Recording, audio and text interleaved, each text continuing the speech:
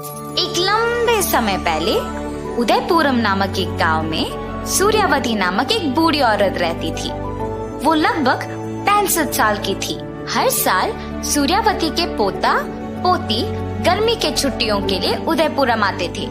आए हुए हर बार सूर्यावती अपने पोता पोती को अच्छे अच्छे मुहावरे और पहेलियां सिखाकर खेत के किनारे बिठा के समय बिता के पेड़ के फल काट के खिलाना, ऐसे उनके साथ समय बिताती थी। बच्चों के आने से 15 दिन पहले ही उनके लिए अलग अलग तरह के आटा के व्यंजन और उनके मनपसंद खाना बनाती थी। गर्मी के छुट्टियों के वो 45 दिन में अपने पोता और पोती का बहुत अच्छे से ख्याल रखती थी और उनके घर जाने के वक्त पे दुखी होती थी। फिर गर्मी का मौसम कब आएगा और मेरे बच्चे कब आएंगे, ऐसे सोचकर उनका इंतजार करती थी। ऐसे ही एक साल जब उसे पता चला कि उसके पोता पोती आने वाले हैं, तो उनके लिए आटे का व्यंजन बना के तैयार रखती है और थोड़े ही देर में चिन्नू और मुन्नू वहाँ आ पहुँचते हैं और आते ही अपने दादी माँ के गले लगते हैं।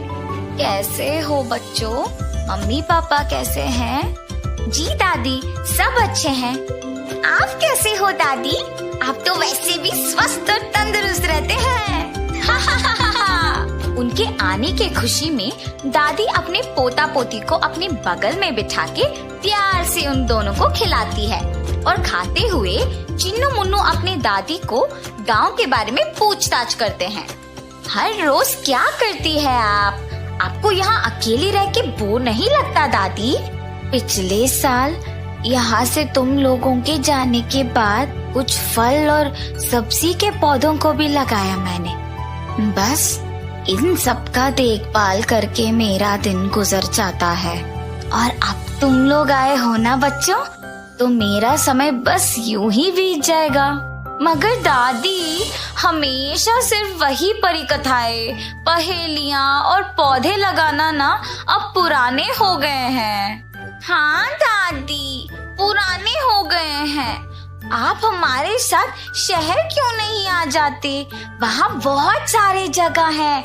हम वहाँ जाके वो सब देख खुशी से समय बिता सकते हैं। हर साल तो हम ही आते हैं, आप क्यों नहीं आते?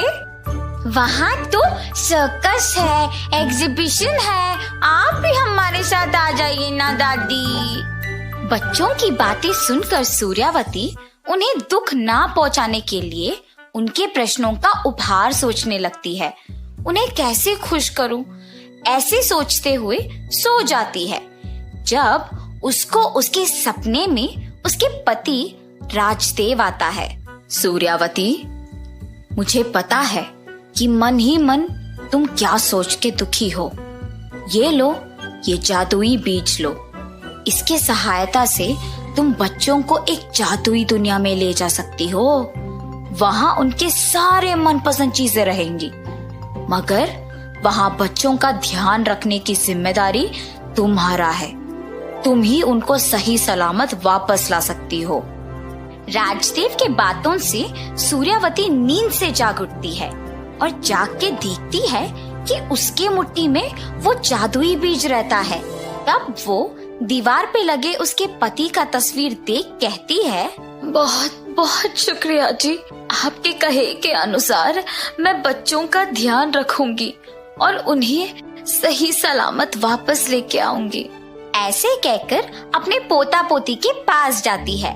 बच्चों, आज मैं तुम दोनों को एक नया दुनिया देखने ले जा रही हूँ, मेरे साथ आओगे? और दोनों बच्चे ये सुनकर बहुत उत्तेजित होते हैं। मेरे कहने तक आंखें बंद ही रखना, ठीक है? जी दादी, बंद रखेंगे। ऐसे कहकर दोनों बच्चों को घर के पिछवाड़े में ले जाती है। मन में इच्छा को मांग के उस बीज को दूर फेंकती है और तुरंत चमकते हुए एक नीले रंग का आकार प्रकट होता है और सूर्यावती बच्चों को उसके अंदर ले जाती है। अंदर जाने के बाद बच्चों से कहती है, अब अपनी आंखें खोलो बच्चों, देखो तुम्हारे सामने क्या है। जब चिन्नू मुन्नू आंखें खोलते हैं तो उनके सामने एक नई दुनिया होती है। सभी उनके मनपसंद चीजें वहाँ होती है।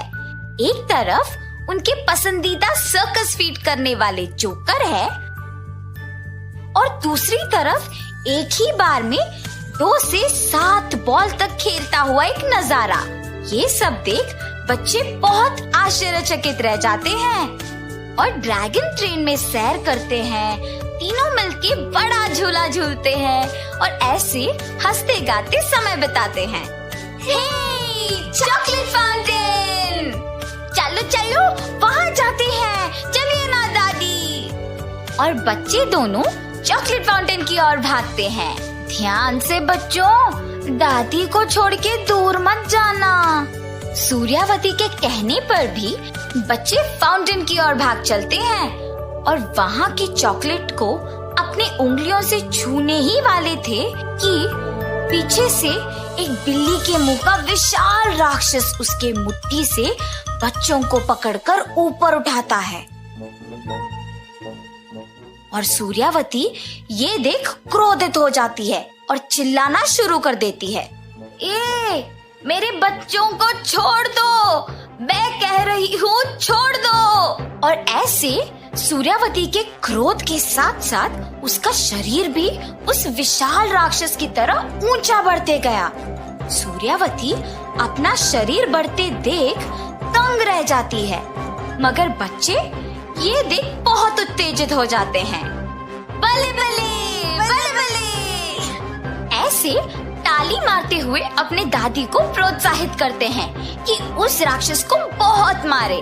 और वो राक्षस बढ़ते हुए सूर्यावती को देख डर जाता है और बच्चों को वहाँ छोड़ के भाग जाता है। जैसे जैसे सूर्यावती का क्रोध कम होते जाता है, उसका शरीर भी वैसे ही कम होते जाता है। दादी, आपने तो हीरो की तरह लड़ी है। जी दादी, देखने में बहुत मजा आया। चलो चलो बच्चों, यहाँ से जाने का वक्त हो गया। ऐसे दोनों बच्चों को जहाँ से अंदर लाई वहीं से बाहर ले जाती है। उस दुनिया में बिताए हुए पल बच्चे नहीं भूल पाते हैं और अपनी दादी से उसके बारे में खुशी से बात करते हैं। तब उनके माता पिता घर आते हैं उन दोनों को लेके जाने के लिए और वो सूर्यवती से कहते हैं कि वो भी बच्चों के साथ शहर आ जाए। तब बच्चे कहते हैं, नहीं, हमें यहाँ अच्छा लगा है, मुझे यहीं रहना है। दादी हमारी बहुत अच्छी ख्याल रखती है, आपको हमारे साथ 1 घंटा बिताने का वक्त भी नहीं रहता। मगर दादी हर वक्त हमारे ही साथ रहती है, हमें शहर नहीं आना है। बच्चों की बातें उनके माँ बाप को चौंका देता है।